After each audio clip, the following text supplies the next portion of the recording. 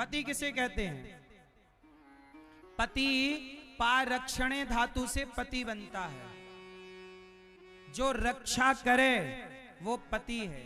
जैसे राष्ट्रपति, राष्ट्र जो राष्ट्र की रक्षा करे वो राष्ट्रपति, जो सेना की रक्षा करे वो सेनापति, और जो एक स्त्री का पूरा ध्यान रखे, जिम्मेदारी पूरी करे, वो एक स्त्री का पति, और जो सबके प्राणों की रक्षा करें वो प्राणपति भगवान।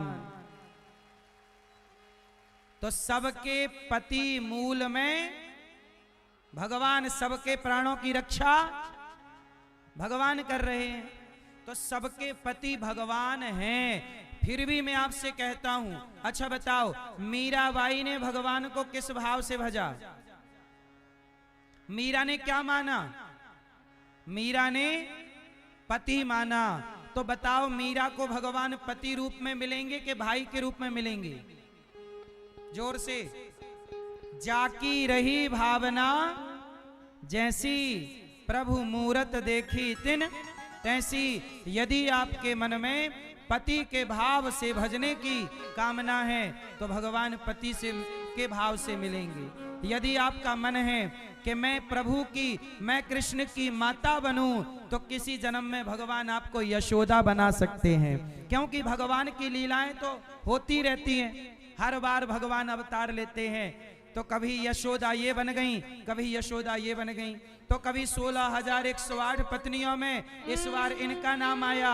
तो आप भी भगवान से प्रेम करना, और जो पति रूप में भजती हैं, कभी ना कभी भगवान उनको अपनी 16,108 पत्नियों में अगली जो कृष्ण की लीला होगी, क्योंकि ऐसा है ना कि भगवान के अवतार होते रहते हैं। धर्म संस्थापनार्थाय संभवामि युगे युगे।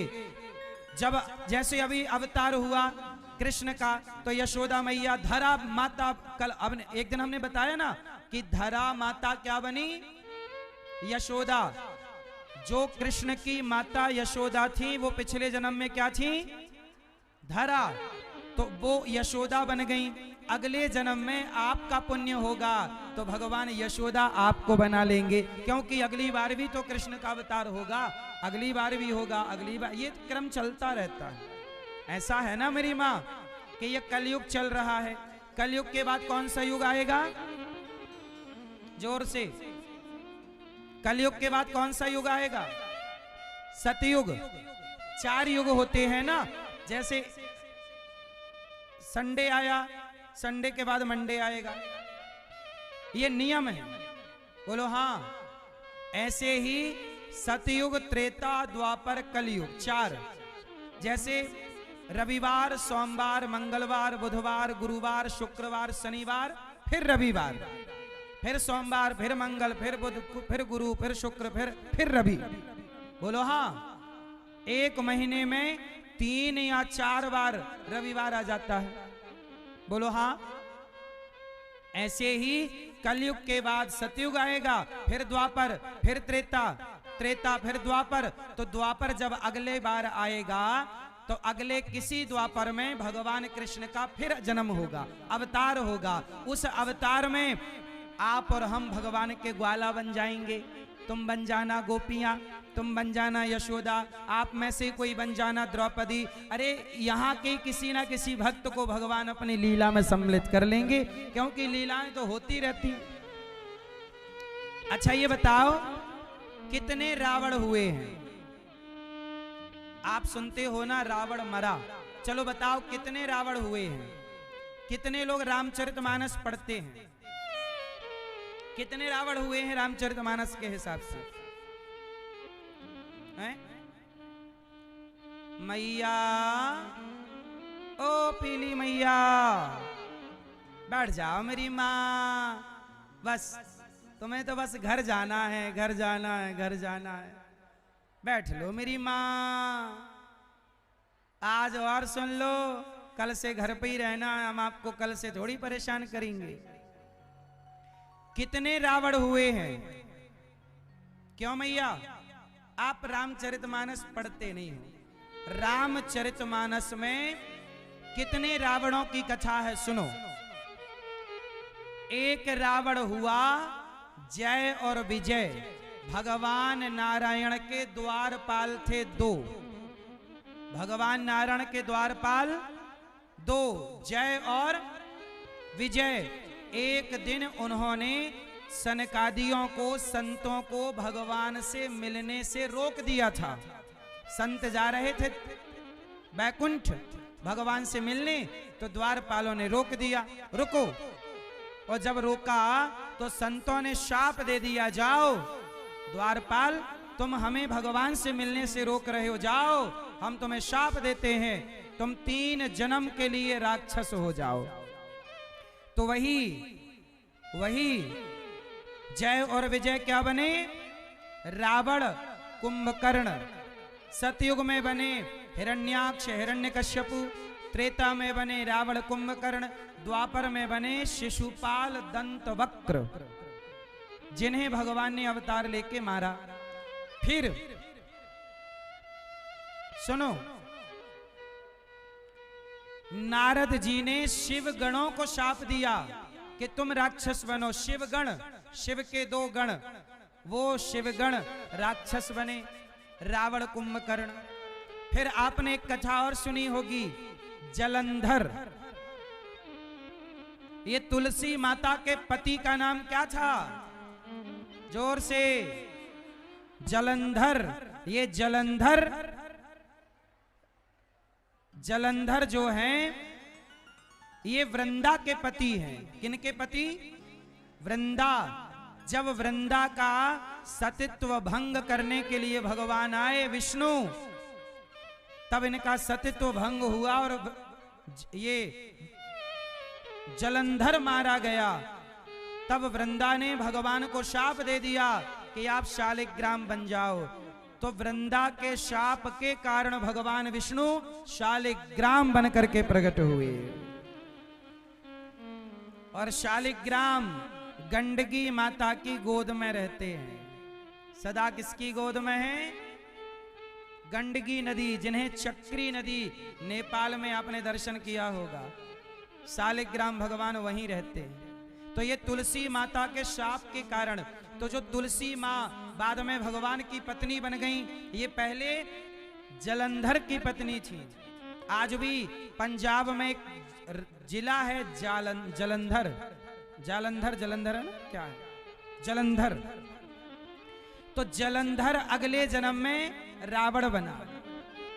तो एक बार सनकादि के शाप से जय और विजय, नारद जी के शाप से शिवगण, फिर जलंधर, और एक चौथा रावण और है, प्रताप भानु। प्रताप भानु नाम का एक राजा था, जिसको ब्राह्मणों ने शाप दिया और वह राजा बना। आज आप लोग जिस रावण की कथा सुनते हो, वो इन 4 रावणों में कौन सा रावण है? बताओ। जो रावण की कथा हम लोग सुनते हैं, ये प्रताप भानु नाम का रावण है, जिसकी कथा हम लोग सुनते हैं। 3 रावण तो और हो चुके, अगली बार कोई और रावण बनेगा और फिर राम आएंगे।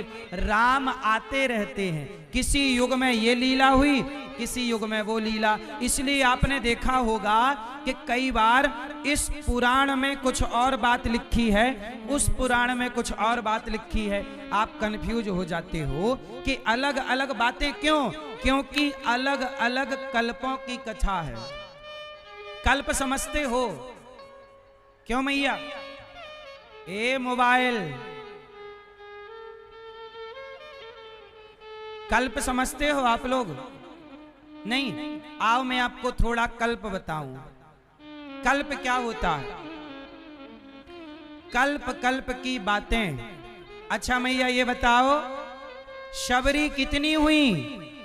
अच्छा ये बताओ, आप लोगों ने रामचरितमानस पढ़ी है? नहीं। शबरी माता ने राम को क्या खिलाए? जोर से, जोर से, क्या खिलाए? दही? दही खिलाए? मही? अब बताओ, ये भैया कह रहे मही, क्या खिलाए? बेर, बेर। अच्छा ये बताओ, रामचरितमानस में लिखा है कि शबरी माता ने राम को कंद मूल फल खिलाए, लेकिन आप कह रहे हो कि बेर खिलाए। तो सुनो, जब राम का बार बार अवतार होता है तो हर अवतार में शबरी बदल जाती है। आज ये शबरी, कल ये शबरी। जैसे रावण बदल गए, जैसे आपके गांव में रामलीला हो रही है सालों से, लेकिन हर साल रामलीला के पात्र बदल जाते हैं कि नहीं? पात्र बदलते हैं, लीला नहीं बदलती। उसी तरह भगवान के हर युग में, युगों युगों में भगवान की कुछ कुछ लीलाएं, कुछ पात्र बदलते रहते हैं। तो शबरी, किसी कल्प में शबरी ने झूठे बेर खिलाए थे। हम जिस राम की कथा सुनते हैं उन राम को इन शबरी ने झूठे बेर नहीं खिलाए थे। यहां शबरी ने कंदमूल फल खिलाए थे, पर किसी और कल्प के अवतार में शबरी ने झूठे बेर खिलाए। तो वो कथा मिलती है। जैसे विदुरानी ने छिलके खिलाए, तो इस वाले अवतार में विदुरानी ने छिलके नहीं खिलाए थे।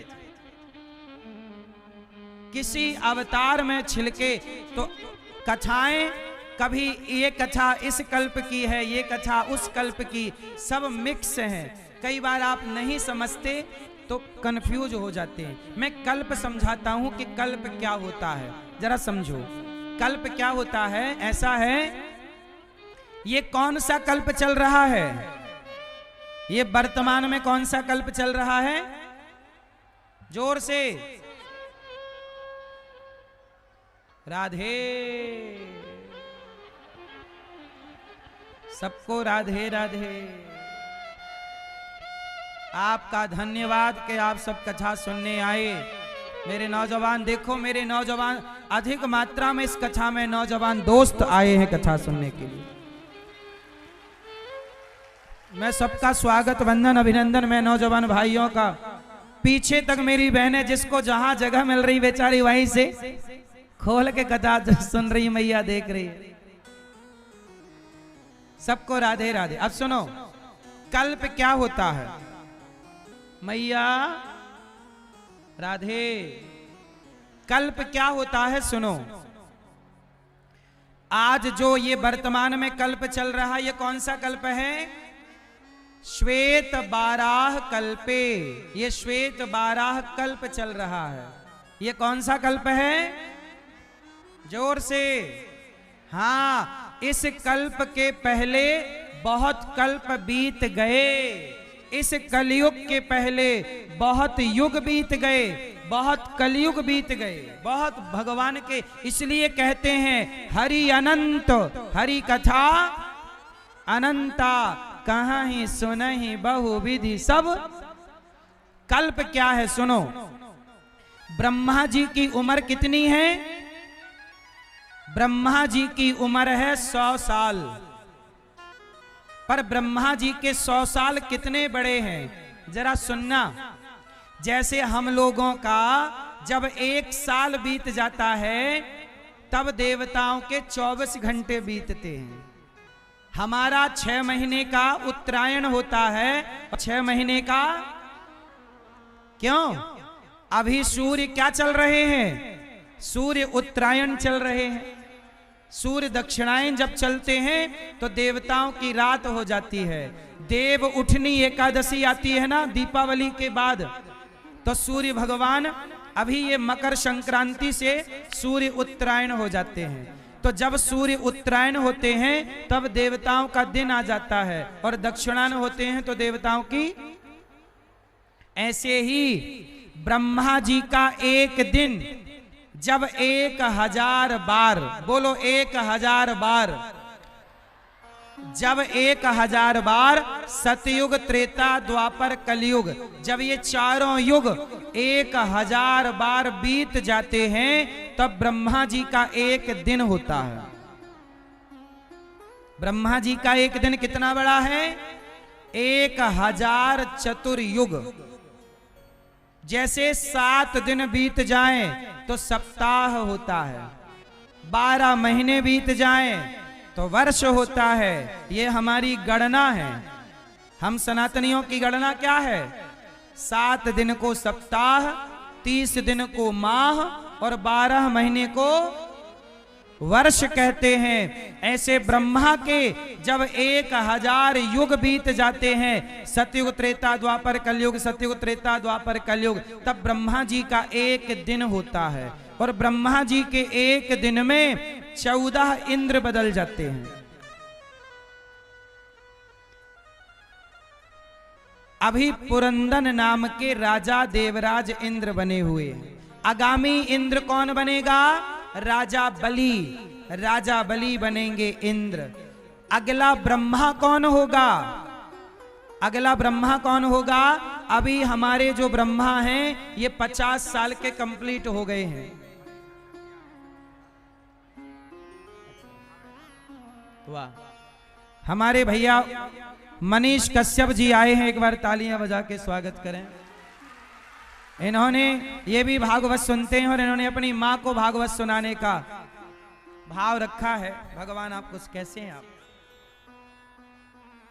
बहुत बहुत स्वागत आपका, भगवान सुखी रखे।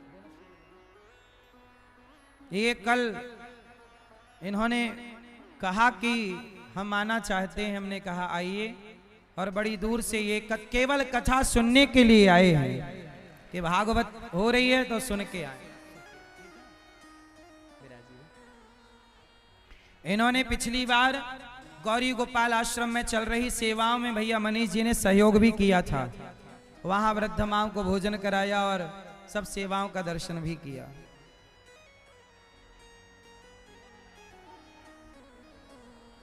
बैठिए, बैठ जाओ, ठीक है। तो ब्रह्मा जी के एक दिन को क्या बोलते हैं? कल्प। और ब्रह्मा जी के एक दिन में कई बार इंद्र बदल जाते हैं। आगामी ब्रह्मा कौन बनेगा? हनुमान जी ही अगले ब्रह्मा बनेंगे।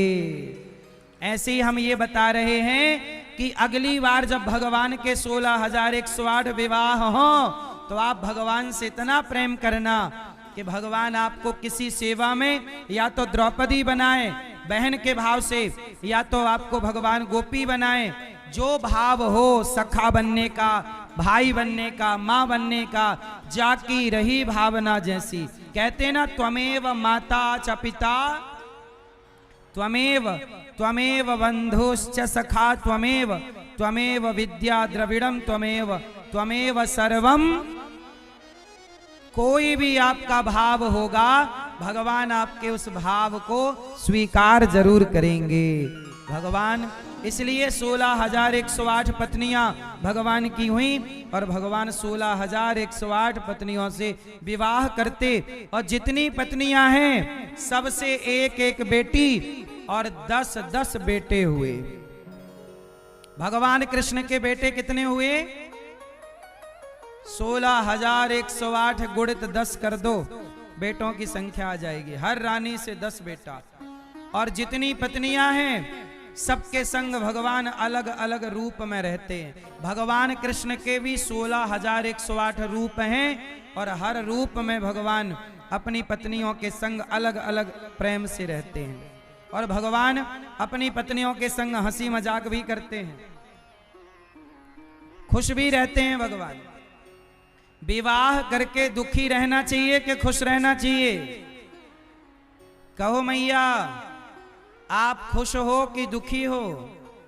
इसलिए कहता हूं, विवाह करने के बाद पूर्ण समर्पण हो रिश्तों में, पत्नी और पति में, तब रिश्ते मजबूती से चलेंगे।